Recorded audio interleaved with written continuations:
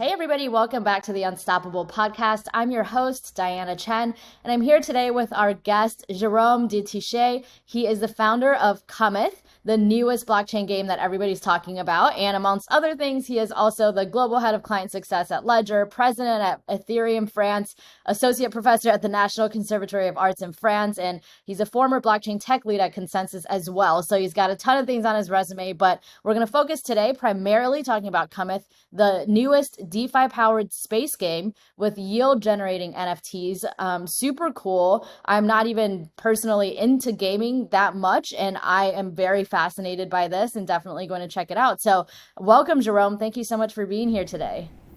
Oh, thanks for having me. I'm super happy to be here with you, Diana, and having the opportunity to talk a little bit about Comet and what I'm doing on your podcast.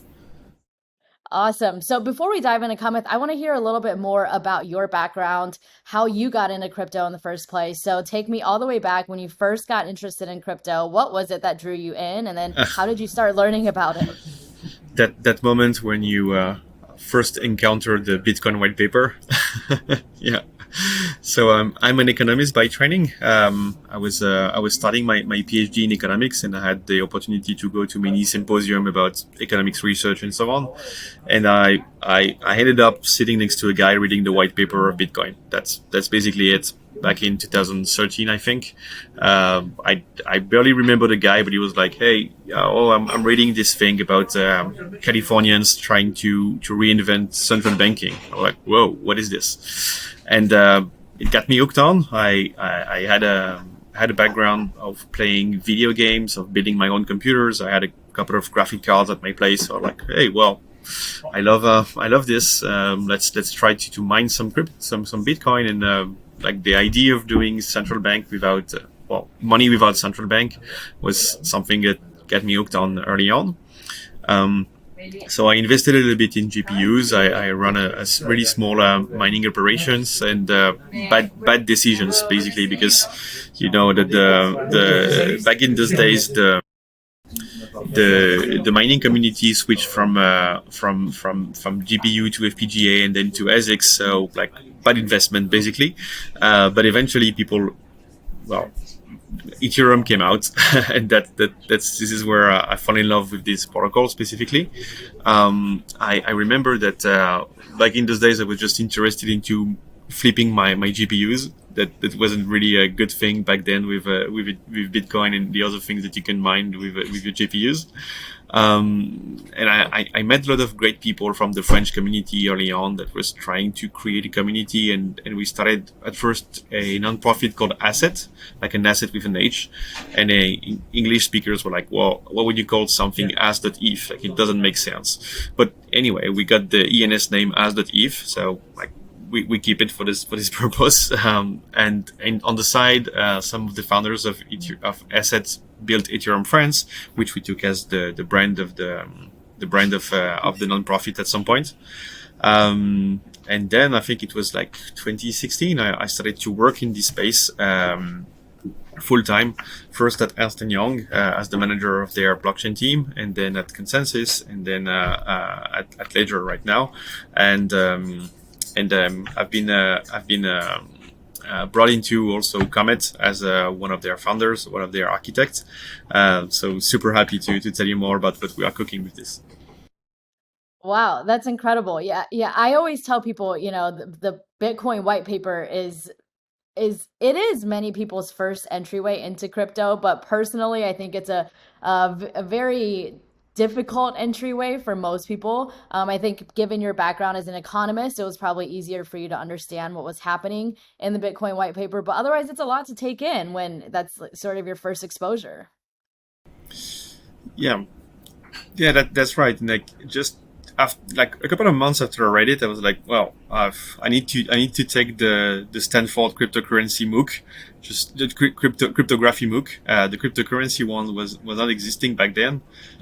Just to understand what a Nash function is, what are asymmetric keys, how does it works. Like I wanted to get deeper into it. But you get so much information on those 9 pages that you're like, well, it's hard to digest. I'm an associate professor right now, where I teach in a master in economics, and I teach the blockchain course, but from a microeconomy and also a little bit of macro approach.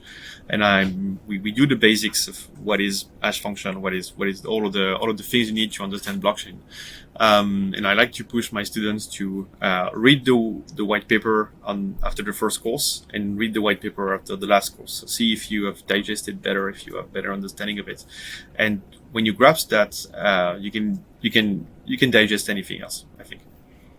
Yeah, for sure. So you brought up the cryptography MOOC course that you took in the very beginning, and now there's cryptocurrency MOOCs and so many different online courses.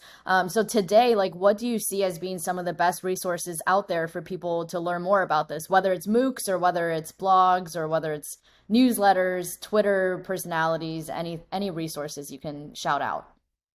Well, first off, shout out to the different podcasts available there. Yours is one of them. So again, it's an honor for me to be here.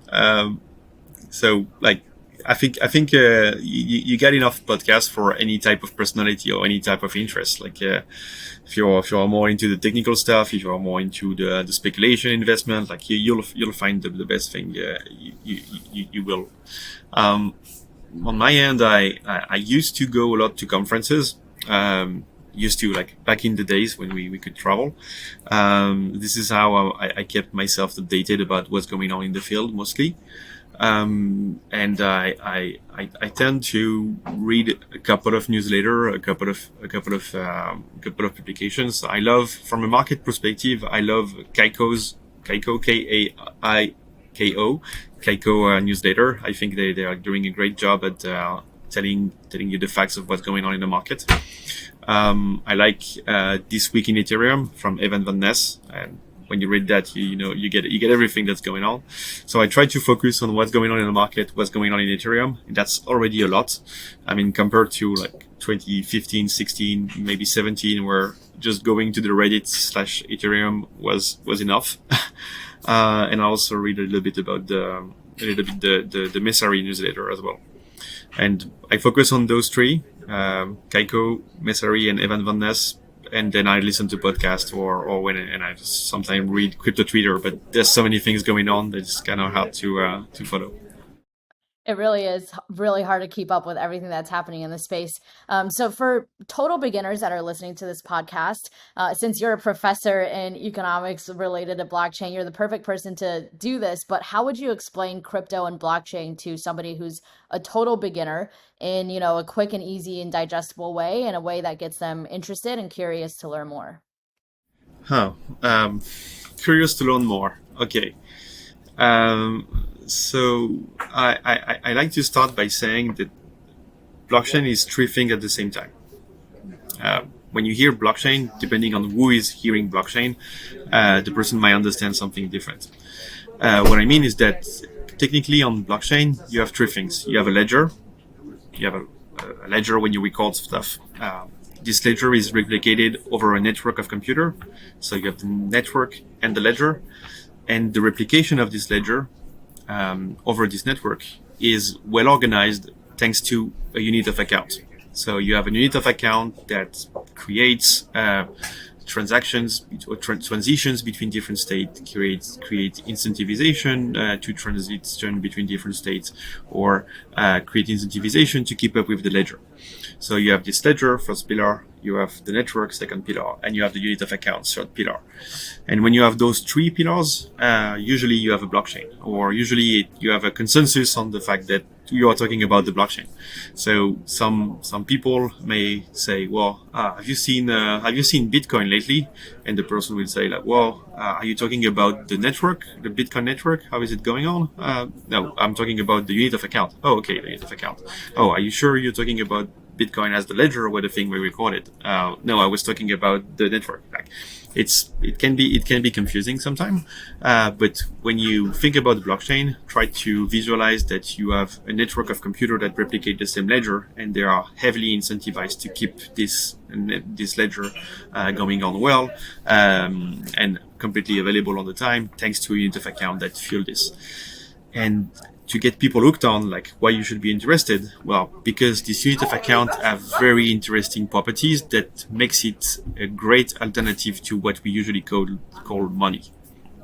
So a good application of this unit of account is taking it as a currency, taking it as a unit of account you can transaction with, you can do business with. Thus, it's kind of a new generation of money, and the advantage of this technology compared to another is that this unit of account lives in a ledger hosted by lots of computers. So the natural step after this is to create software inside this ledger, and you get the smart contract thing. So yeah, it's yeah. Damn, it wasn't an easy definition, was it? It's not easy to explain it. No, it's a very difficult task to explain it right now. It's like explaining the internet to somebody back in like the early 90s. It's just hard for people to even conceptualize it. But I think that's a good explanation. I think it gives people a lot of things to go and Google more and dive down some rabbit holes. So that's awesome. So last question before we dive into Cometh is obviously since you first came into the space back in 2013, almost a decade ago, a lot has changed and we've made leaps and bounds towards mainstream adoption of crypto and blockchain, but we're still very far away from actual mainstream adoption. So what do you see as some of the major challenges or roadblocks to mass adoption of crypto and blockchain technology today? Oh, um, so I well, I've seen the changes as a conference organizer or as an event organizer or as an event goer. Seeing the changes in the topics that we were tackling, seeing the changes in what was the main track at different events. Um, 2 years ago, we had a lot of enterprise talks. Um, not super mature, but early on, and now getting to real maturity of the enterprise solution. The year before, we had the DeFi burst. Everybody wanted to talk about DeFi. Still today, though. Um, and now I think we are at the stage where scaling is either there or so close to be there that it's not a problem anymore. I think the biggest hurdle that we are going to have before we really get mainstream, the mainstreamest of the mainstream, is access to a wallet. How do you go beyond the wallet hassling, like how painful it is to get a wallet. Um, I mean, I'm working for Ledger, and I think they're doing a great job at making crypto accessible. But still, like you have to install a hardware wallet, put the 24 words, and there's lots of research on improving this. You can install MetaMask. You don't have to take the 24 words straight away. You can wait. No, remind me later. But still, like you need to safeguard your crypto. I love that some companies like Argent and other wallets like Portis, like they are trying hard to go beyond that as well. But that's still the thing that's keeping people. Um, it's kind of a barrier to entry that we still haven't figured out completely. I've watched the Definity launched recently, and I saw that they have solutions to propose as well. And I think altogether, as the blockchain community, we will find something that the average Joe can use easily. Um, I love Fortmatic and Magic Link solution. We use it on Comet, for example. It's not perfect, but maybe this plus Gnosis Safe might be a good approach to letting people know that they are in control of their keys if they want to reclaim them, or they can be in control of their proxy account. But that's still something hard. Like Comet is easy to play. Like you can put that in the end of anyone, and they will understand the mechanics. They will understand that they are earning some tokens by playing well. That's cool. But to get them there, oh my god, they need to install a wallet, or they need to put their email and then get some crypto. So now you need to have the fiat onboarding. Wow. I'm glad it's way better than maybe 2 or 3 years ago. Like before that, we didn't have anything that can even get you to purchase crypto with your credit card. That's such an improvement actually. So yeah, I think onboarding will be the next big thing. Like we will end up saying like, wow, we have applications, we have DeFi, we have games, we have enough scaling for having not too high fees. But then how do we onboard people? And that's going to be a big challenge. Yeah, I totally agree. I think it's all about making DeFi, making crypto easier for people to use, which sounds easy, but then behind the scenes, there's so many different moving parts that you have to optimize for. So it's a big challenge, but I think we'll get there. So I want to move into Cometh and talk a little bit more about that. Why don't you start by just taking us to the beginning of the journey? How did you get the idea for Cometh? Where does the name come from, and what like inspired you to build this? So the inspiration came from the how hard it was for us when I was working at ConsenSys to bring new people into crypto. We wanted to employ hundreds of engineers, and we had to explain blockchain, or at least convince them that it was better to go work on blockchain than go work for Google or whatever company was going to employ them for doing big data. And we were hunting for engineers that had a big data background, because we thought like, well, they are probably the most versatile engineers we can find with a good computer science background and enough taste for abstraction that they will eventually want to go into blockchain. So we started to use easy to understand games to present present the mechanics behind crypto and economics, like how you can design a protocol that has incentivization through a token and let people have fun with it, let people better behave as a network with it.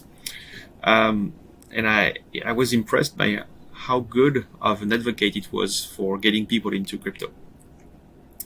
So this is when I started to think about games that could bring people into crypto at a larger extent than just trying to find interesting stuff for engineers. So I had a lot of discussions with my colleagues, with my friends, on how we could maybe design something that would be a gateway to decentralized finance. Something better than just dropping someone into a Discord channel and posting lots of memes and say numbers going up. Yeah, I'm going to this farm, I'm going to have a huge yield. Something that would be easy to understand and a good entry point. Well, so this is how the idea of Cometh came from initially. We wanted to design a game that would expose DeFi primitives in a soft way. Would have a game aspect of it that could be competitive, and that you wouldn't have to see lots of problems, like how I need to change my gas price. I need to do this before I do that. I need to go to see this farm, and then if this farm has a lower yield, I need to go to this one, and so on and so forth. Like, it's a super bad entry point. Like, you can have a drunk chat with someone at a party that's telling him like, hey, I'm doing this 3 digits APY, and that's great. But I mean, they just go home and they say like, well, I met this interesting dude and it was fun, but I don't know, like, I didn't know anything. Well, the other approach is like, yeah, put them on this game, let them try. If they play well, they will earn a couple of tokens that are valuable. Maybe they will continue. Maybe they will want to know more. So the whole approach was to say like, hey, let's take someone onto gaming. Let's have this person play, and if this person is playing and enjoying himself, let's give him a token that is DeFi based. For example, like, you play Cometh, you just have an NFT, or you rented an NFT, you had fun with an NFT. At some point, you earn a token, and you realize that this token is actually a LP token. Well, you see in your wallet that this LP token is worth $2 or $3. Well, what is this LP token? That's the next question you must ask yourself. So by first having the token in your wallet, or you drop in your wallet a token that represents a curve pool. So what is curve? Like, I need to understand what is curve. And since you see that this token have value from a protocol perspective, we think it's a good gateway to get people to want to dig more, and at some point understand more and be willing to explore. And then the name Cometh, well, we wanted to find something that would be catchy, easy to pronounce by anyone in the world, and also it's a play on word by the fact that you have asteroids and comets. It's happening in space, so yeah, this is how it clicked. I love it. I think gamification is one of the best ways to learn. So I really love the whole concept of it. And I think definitely like the ecosystem could benefit from more protocols and projects like Cometh. So walk us through how the game actually works. So if I go on Cometh, I connect my wallet, and then what do I do next? What happens? So where will you go first? You would go on game.comet.io. Okay. Now you would say connect my wallet. Well, if you don't have any wallet, you can, or if you are using StakeDAO, which is a great partner of ours, maybe you can connect through StakeDAO. If you don't have a wallet, well, you can also connect with your email. So we use Magic Link, as I said. So eventually, if you don't know anything about blockchain or don't have Wallet Connect, don't have MetaMask, you can just put your email. That's it. Now, what you would do? Well, if you don't have any spaceship, you cannot click on play. So we tell you like, hey, go on the starter kit. You can purchase a spaceship there. Right now, you can only purchase a spaceship there, but we want to let you do more than just purchase a spaceship, like maybe rent a spaceship. So you are back in the gaming side of it. Like you need to acquire a spaceship. So those spaceships are NFTs, clearly surfing the waves of the NFT space right now. But you can rent those, like there is a peer-to-peer rental service if you want to rent a spaceship, or you can purchase one of those spaceships. So we did lots of partnerships with companies like Badger DAO, Kleros, Alchemix, and so on, just to showcase their spaceships, or the way they were designed and so on. But then when you have rented the spaceships, you can actually click on play. So that's the first step, is find a spaceship. If you have a spaceship, you click on play, and then you are thrown into the galaxy of Comet. So on Comet, you have different solar system. You can switch from one solar system to the other by heading to a portal. And inside those solar systems, you have many players. You see many squares, many little squares that are different NFTs from different players. As a player, you can select how much you want to charge for bringing people to you, from pulling people to you. And everybody pick their own price. And why would you pay to change position? Well, this is because there are lots of asteroids passing by. So the goal of Comet is to anticipate the trajectory of the different asteroids, find the quickest, or maybe the cheapest, or maybe the most efficient pass by jumping on different people, by being pulled by different people to end up at some place. So there is already this small crypto economic thing. As a player, if you are well positioned in space, maybe you are the only player that is super far away and people need to pull towards you to move beyond their current frontier, or maybe you are close to a comet and people want to get closer to you because obviously you're close to the comet. Thus, people can change their price, and we observe that in game when people are trying to leverage their position to have to extract some value from their position.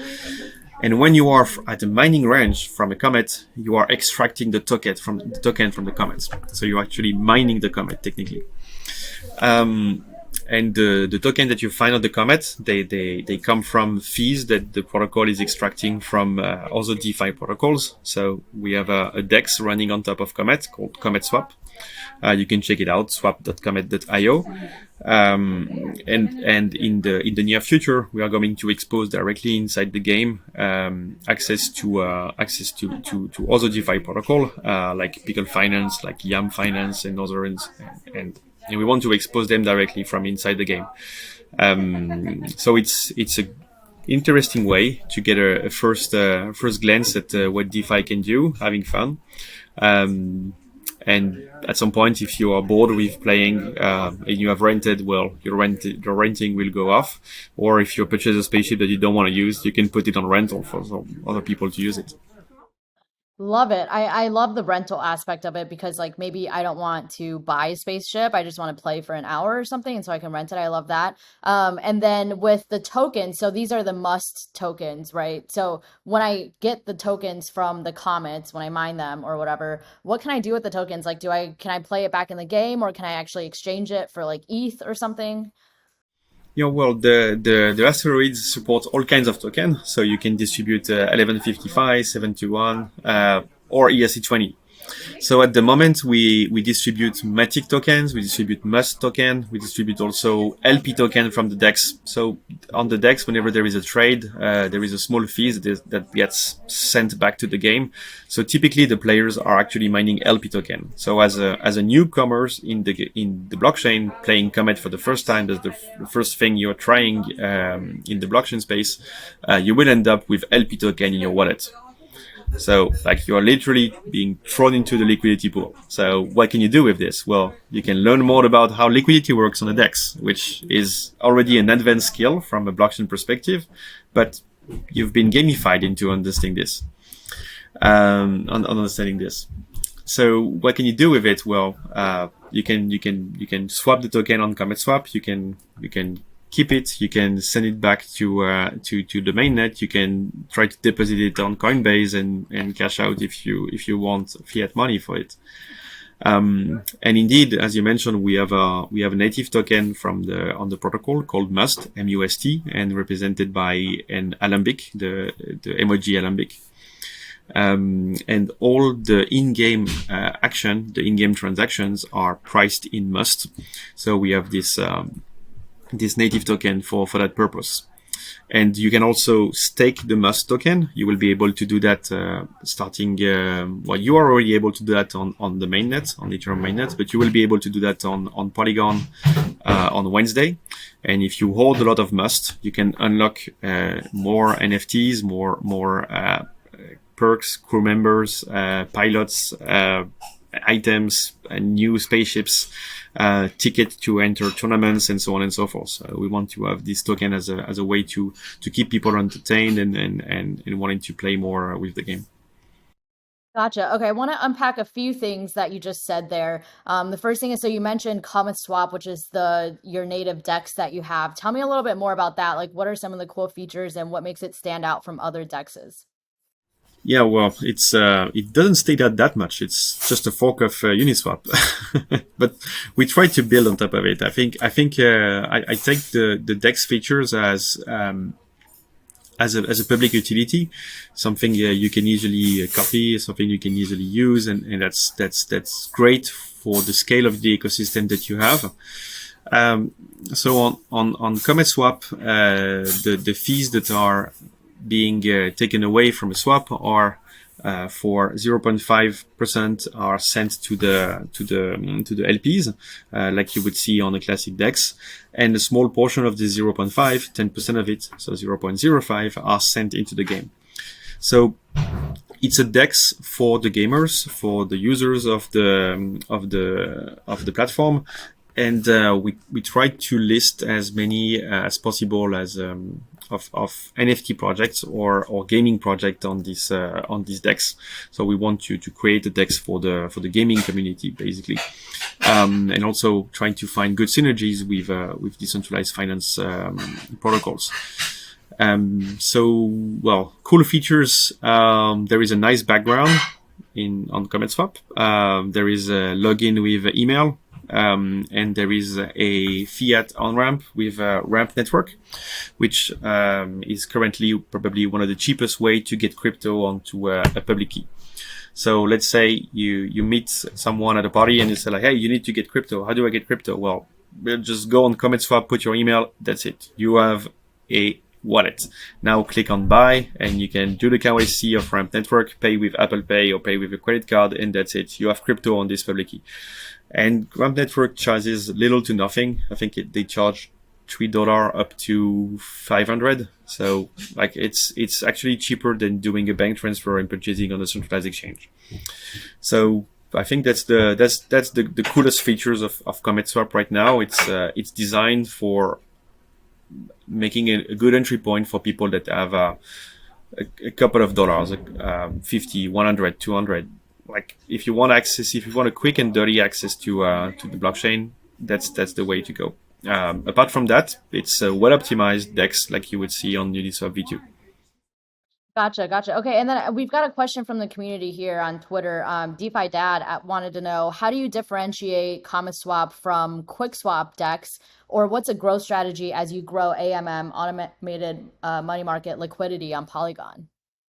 So right now, in the DeFi space or in the DEX ecosystem, the liquidity is extremely volatile and extremely hard to keep. So you see an all-out war of the different DEXs blowing lots and lots of tokens onto liquidity mining. We are doing liquidity mining as well. There is small incentivization of the pools that are present on CometSwap, but we really don't want to go that direction. It's really detrimental to the economy of the token. It's token dumping to some extent. So we don't want to take this approach. Our growth strategy is centered on user acquisition, keeping user friendly and faithful to the platform. We want to make it so that at some point, all the users of CometSwap should be NFT owners or spaceship owners, that they should feel like, well, I have a spaceship, so I'd rather go to CometSwap because some of the fees that I'm going to pay are going to be fueled into the game and thus come back to my pocket at some point. So our strategy in the midterm is to bring the users of CometSwap as being users of the game itself, and also to improve as time goes the interface of CometSwap to make it disappear and make it present into the game, so that people will use the game or will use different DeFi protocols that use us in the background, but doesn't really need to go there in the first place.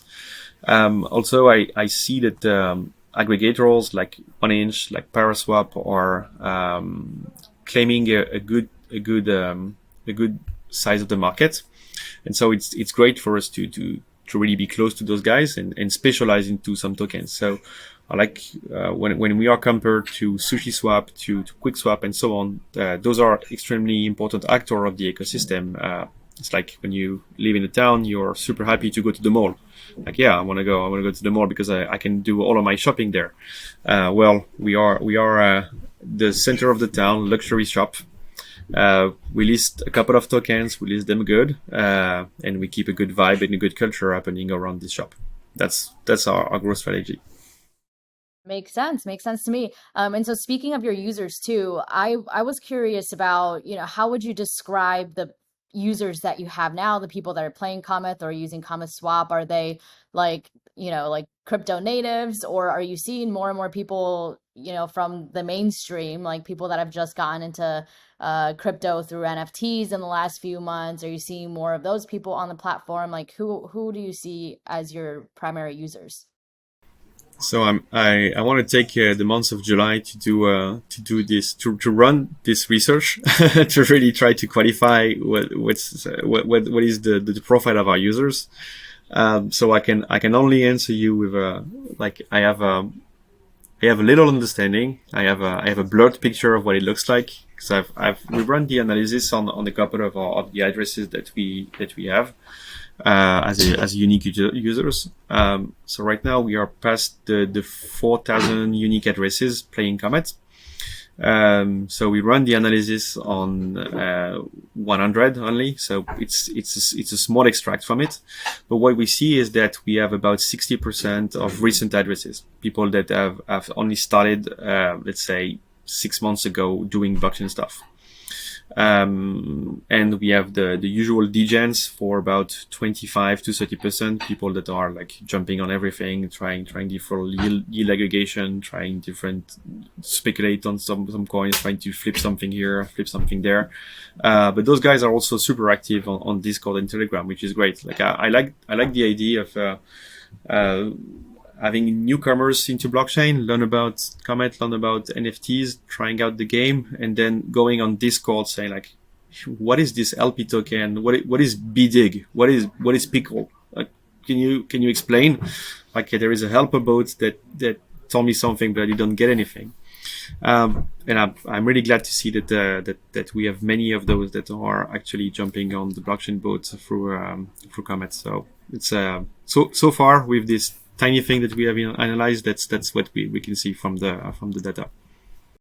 Yeah, that's awesome. That's really impressive that you've been able to get so many newcomers because I think those are the people that are hardest to get onto the platform. And I think that's a testament to how well you guys are doing in terms of onboarding from the mainstream. And so this other question I want to call out, you might not have a great answer for it because you said you're still compiling user data, but I wanted to call this out. This is from the community as well. Dollar Farm on Twitter wants to know, are more people playing the Cometh game or are more people engaging with the Cometh swap decks, and is there an overlap between these two groups of people? Huge overlap. It's almost 90% overlap. Yeah, the thing is, if I mean, you can rent spaceships for as little as $1. So, like, people we hear about Comet Swap, you hear about the liquidity mining reward program potentially, or they will use Paraswap and see that their order is routing to us. So at some point, they will visit the website saying like, "Hey, I'm better off going directly to the DEX if I want." Well, anyway, at some point they will get some must and be like, "Well, for $1, I can rent this spaceship and try this game." So yeah, they try it this way. And we have the core community, the original community are people that just bought our NFTs thinking they were cool or thinking that the project was cool or just heard about from words to mouth that it could be a cool NFT. So they got the NFT and now they try to play the game. So we have a really large overlap. Over 90% of the people that have tried the swap have also tried the game one way or another, or bid it on an NFT or bought an NFT at some point. And we want to keep that ratio super high, keep it close to 100%. And we are looking at ways on getting the token into the hands of more people so that they get to try the game actually. Yeah, for sure. And so, something else I found interesting too about your user base is you guys, I know like earlier, I think in February of this year or something, Cometh was at the top of the DappRadar game charts when you first launched the L2. And the interesting thing I found is that Cometh never had like the most number of users, but it did have the highest value. So I think that does speak a little bit to your user base as well and just like how devoted they are to the game. Yeah, they play like crazy. No, I mean the thing is from a blockchain perspective, and we are glad to be on a scaling solution like Polygon right now, because at some point we represented maybe 10% of each block in terms of block space consumption. The thing is, it's when you don't have to really care for the gas fees, all you care about is how much value you transfer when you pay for an in-game service. And since people were getting paid for the game service and also paying others for the game service, they felt like they were cycling the same economy. So this is kind of the game behave right now. Like people jump a lot in the game, then jump back, then log in 6 hours after this and realize they earn some because they get just paid for being there, and then they play again and play again. So there is a flourishing economy inside the game indeed, which translates into a huge activity from an outside perspective on DappRadar and so on. So indeed. Yeah, for sure. And something else you mentioned earlier too is your partnerships with, you just mentioned with Polygon and then with Yearn that's upcoming. I'm curious, like, what are some of the key partnerships that you guys have made in the past that have been most impactful? And then maybe what are some upcoming partnerships that you can sort of like, tease to the audience that they can look forward to? So I don't think we have a partnership on upcoming with Yearn, but with Yam Finance. Oh, Yam as well. Yeah. Okay. Yeah. But if Yearn is listening, like I'm easy to reach, so please come and find me. I'll be happy to chat. So all of the partnerships we did were done like the following. Like we do a spaceship collections with those actors. Then we put this spaceship collection on sale, and also we put them also unlockable by a staking of Must. So we try to do cross-pollination of the two community. Like we introduce our community to this project, and then our project gets introduced to this community. it's a mutually beneficial way of letting people know about what's going on in the space. And with the proceeds from the NFT sales, we just get the project's token and we list it on CometSwap. So it creates a liquidity that keeps on delivering on the DEX, basically. So I wouldn't want to say that I prefer this partnerships against this one. Well, I love the Pickle Finance spaceships. I think they are really cool looking. Also the Pickle Finance team is just awesome. I really like the design of the Claro spaceships. I want to give a shout out to Doki Doki. It's a vending machine, Gashapon vending machine project on blockchain. It was probably the collection that got sold out the quickest. Like we shoveled some spaceships inside the Gashapon machine and people spin it like crazy. And usually after we do any kind of partnerships like this, we get 300, 400 new players that come into the game or try it out. So it's really cool.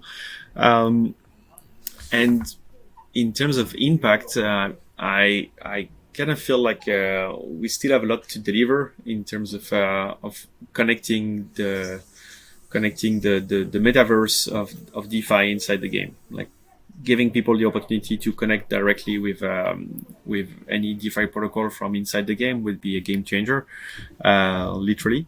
And that's what we are looking at in the midterm.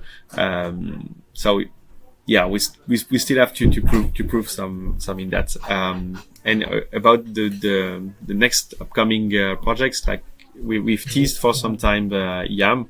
We have a lot of collections that are ready to ship, just waiting for the right moment to do so. And I don't want to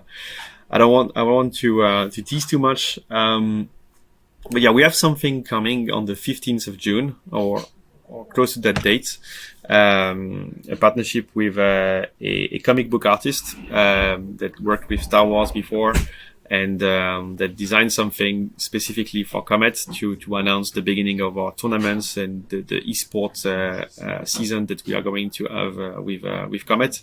And I'm really looking forward to that. I hope that the community from the comic book community will get interested into that and maybe take a couple of people down the blockchain road with this kind of partnerships.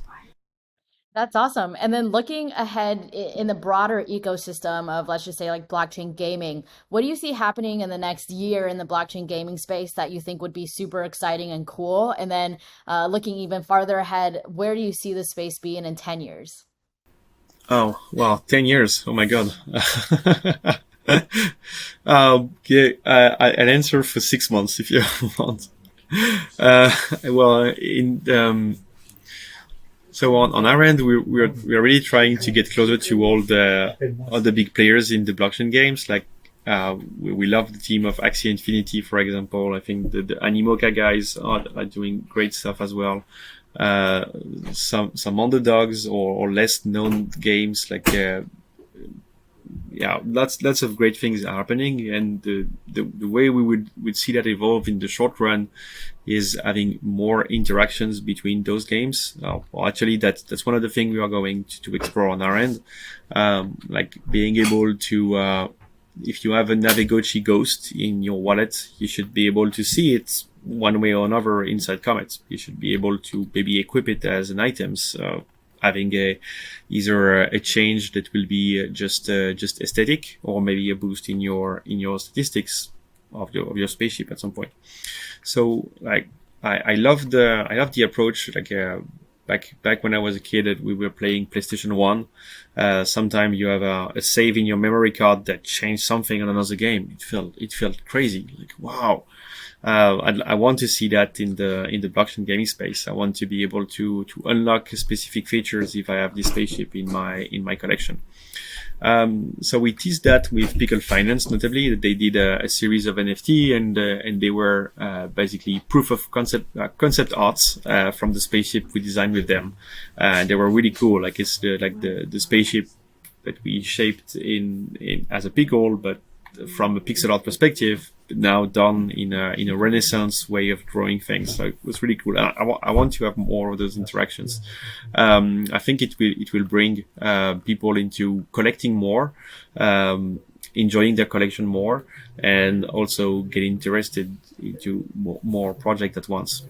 So yeah, that's one thing I want to see happening. And on the Comet end,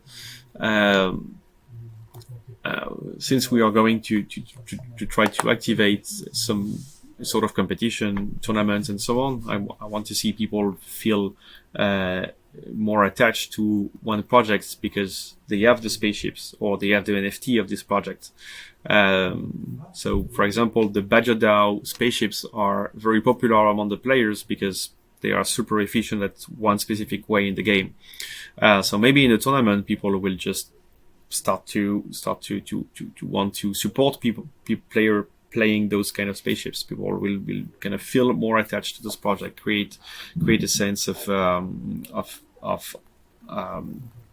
belonging into a certain community because you start to like the kind of spaceships that they display or the kind of NFT that they have. And I think we are only starting to see what the power of those collectibles can really do. Super cool. So switching gears a little bit, something else I want to talk to you about is ETHCC Ethereum Community Conference. This is a conference that you've been hosting for years, and it's the largest annual European Ethereum conference. And so it's happening again this summer, this July in Paris, and it's going to be in person, which is very exciting. Can you talk a little bit more about what the conference is? Like, who is it for? Who should come and attend? Sure. So I want to correct you on something. It was the biggest conference in the world in 2020 because everything else was canceled. Love it. No, we are a like we don't advertise this conference too much. It's organized by a non-profit, and so everything is at cost. So going to how much does it cost to go to Bitcoin Miami? Like 1,500, something like this. Something like that, yeah. Yeah. Well, if you want to go to ETHCC, that's $300. That's it. Like, so it's really a cheap conference, but it's super intense in its content and the way it's organized. So as a non-profit, we publish our book. So we say what we spent. And if we end up with a profit, we spend this money into academics paper awards. So we try to give back to the community as we can. So indeed, ETHCC was organized in the first place in 2017, I think, or 2018? Well, we did so many great conferences, so I'm getting confused now. We usually organize it the first week of March. The first edition was in 2018, and we've been able to organize this conference every year in the first week of March. And now we are putting it in July because obviously we couldn't do it in March this year. So we got the green light from the authority in France. A priori, people will be able to fly from the US. So think about planning your trip to Paris. It's going to be the 20, 21, and 22nd of July. We already have lots of speakers that have been confirmed. Like, you can check it out on the website. It's going to be in 3 days long conference, and you should come to this conference if you've heard about blockchain. Like, for me, it has been the best way to learn more about blockchain, to discover more about this ecosystem by just simply going. You shouldn't say, well, it's a developer conference, I'm not going to understand anything. You should just come, because there are developer talk. There are talks about extremely complicated way of doing zero knowledge proofs. Well, maybe that's not for you. There are talks about decentralized finance. Maybe that's for you. There are talks about philosophy and blockchain. Maybe that can be interesting too. Maybe there are talks about governance. There are talks about doing business on blockchain. There are introductory talks as well. There are workshops where you can actually learn something about how to use blockchain in different ways. There is also a VC track. So if you are a startup looking for funding, you should apply to ETHCC. If you land a talk there and you want to raise some money, we put you in the VC track as well. So it's a community conference, and if you want to learn more about the community, if you want to mingle in this community, or if you're just curious about blockchain, that's the way to go. Meet the people that are building stuff here, and you will find super friendly people. You will end up with lots of swag you can come home with, and lots of stickers from for your computer. I love it. Yeah, I'm just looking at the website right now, and you've got a solid lineup. Tim Bako from Consensus, we had him on the podcast in the past too. Tegan Klein from the Graph, Stani Kulichov, Ave. So yeah, very very solid lineup. Everybody definitely go check that out. All right, so I've got one more quick random question from the community. This question is from Hamza Khan. He said, how did Jerome make the Future of France meme into a reality? Love, Cometh. I actually don't know which meme he's talking about, but do you know what he's talking about? So it's sometimes people were referring to DeFi as the future of finance. And since we got a little bit of a French mafia in the DeFi community, so people were correcting people saying, "Oh, it's not the future of finance; it's the future of France." Or at least we got lots of French-speaking people in the community, which is great as well. I mean, Vitalik speaks good French, so I guess one of the perks of having Canadian in this community, I guess. So how did we do? How did we make the Future of France meme a reality? I hope it will become reality at some point. I hope that France and Europe, to a larger extent, will realize all the benefit from the blockchain.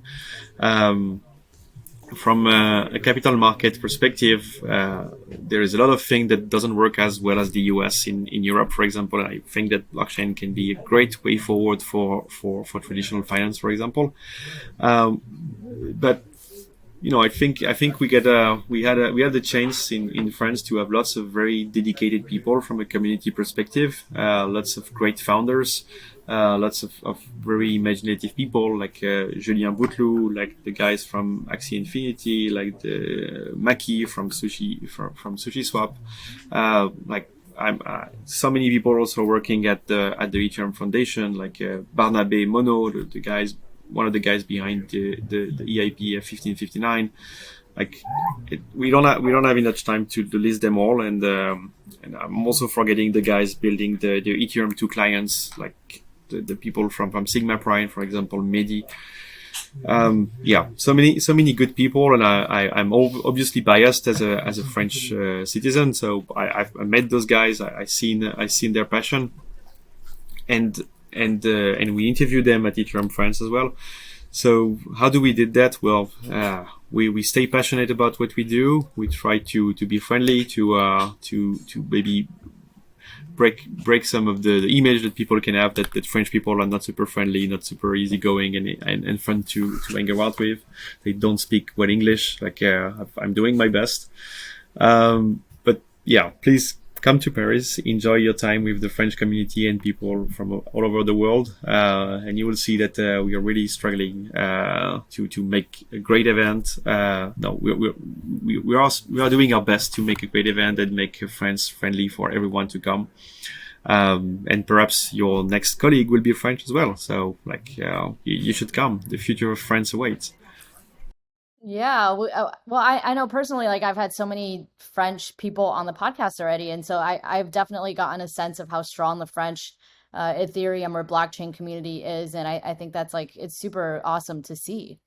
So this last segment of every podcast I call Explain Your Tweet. This is where I dig through your Twitter account and I pull out some interesting or cryptic tweets and I give you a chance to explain them. So I've just got, I know we're coming up on the hours, so I've just got two quick tweets that I want to call Okay. out. Okay. The first one is from April 12th, 2021. And it just says, get ready, degens. And then there's this image of, do you know what I'm talking about? There's the frog and the elephant and the fox. Do you remember this one? Yeah, I think I remember. So it was okay. So I've been using Telegram a lot more than I had recently. So I discovered the habit of using stickers on Telegram, and So we are doing more and more things with Stake DAO, which is a non-custodial platform where you can easily swap, use your deposit your token somewhere. Like they are aggregating many different protocols and putting them at their own source. It's really a cool project. So we are doing more and more things with them, and they have these collections of derpy stickers, and I think I posted that right before we announced a deeper partnership with them. Gotcha. And I was going to ask, how degen are you at heart on a scale of 0 to 10? 10 being the most degen. Well, I almost lost money with the DAO, so I guess I'm I'm kind of a degen. No, well, what would be? Tell me what would be the 10 on your scale? I mean, just somebody that throws their money everywhere at every new project that comes in. It's, they're buying and selling, pump and dump. Yeah, I guess Um, everybody has a different definition of degen, huh? uh, well, I've lost money in weird ICOs. I'm not really. I wasn't really big into the liquidity mining things, like those kind of pump and dumps. Like I missed this wave. So I'd say I'm a 7. Yeah. Okay, solid degen score. And then that actually, you mentioned the DAO, and that actually ties very well into the second tweet that I have, which is from April 8th. This is actually, you retweeted Jeremy Gardner, who tweeted this photo of Paris Hilton and said Paris Hilton was literally an investor in the DAO in 2016. She is more OG in crypto than 95% of the trolls tweeting about her. And then you retweeted it and you said, that's true. I remember helping Paris Hilton avoid replaying the attack after the fork on the DAO Slack back in the days. Did you actually get to talk to Paris Hilton? Oh well, do we? Well, I mean, Paris will have to confirm this or not.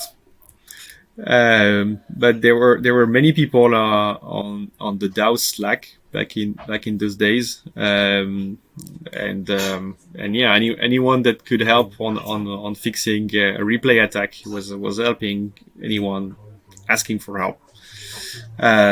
So I leave her to confirm. She didn't took the time to at me, but yeah, she may or may not Oh, come to okay. HCC as well. So Oh, whoa. Okay. All right, now everybody's gonna go jump on and buy their tickets. All right, well, thank you so much, Jerome, for taking the time to come on this podcast. I really enjoyed the conversation, loved learning about Cometh. Before you go, just tell people where they can find you if they want to connect with you personally. And then also remind people again, I know you already dropped all the links, but remind people again where they can go to get to start playing Cometh and what are the first steps that they should take. sure. So first step, if you want to play Comet, go to app.comet.io. Check it out, or just go on Must Comet, the handle at Must Comet on Twitter. You'll find about the game. If you want to reach out to me, I use the same handle everywhere on all social media, called J Detychay, Detychay. If you want to meet me in person, you can find me at etcc.io. I hope, Diana, you'll take the trip to Paris as well. And yeah, that's it. Thanks for having me again. Yeah, thank you so much. I would love to go to Paris in July, so I will do my best to make that happen. Thanks again for being here. Thank you, listeners, for tuning in, and we'll be back again soon with another episode of the Unstoppable podcast. Awesome. Cheers, everybody.